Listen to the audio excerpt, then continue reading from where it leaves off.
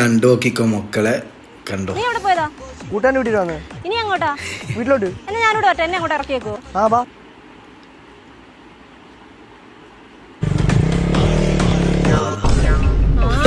ഇവളൊരു ചെറുക്കന്റെ പുറകെ ആണല്ലോ പോയേക്കുന്ന, അറിയിച്ചിട്ട് തന്നെ കാര്യം.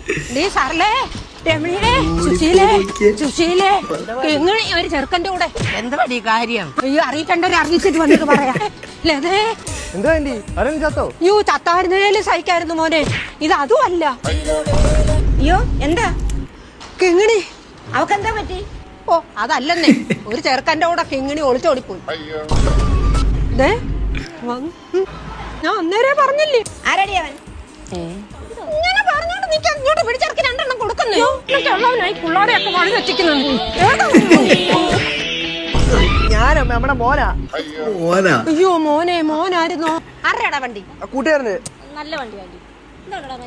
നീ എന്തിനാടാ അവളെയും പുറകെ വെച്ചിട്ട് വന്നേ? ദൈവമേ, ആരെങ്കിലും കണ്ട എന്താ വിചാരിക്കും? ആ നിങ്ങളുടെ മോളല്ലേ എന്റെ മോന്റെ വണ്ടിയുടെ പുറകെ കയറി വന്നത്. നീ വേണ്ട ചായ കുടിച്ചിട്ട് പോ. അത്രയ്ക്കായോ?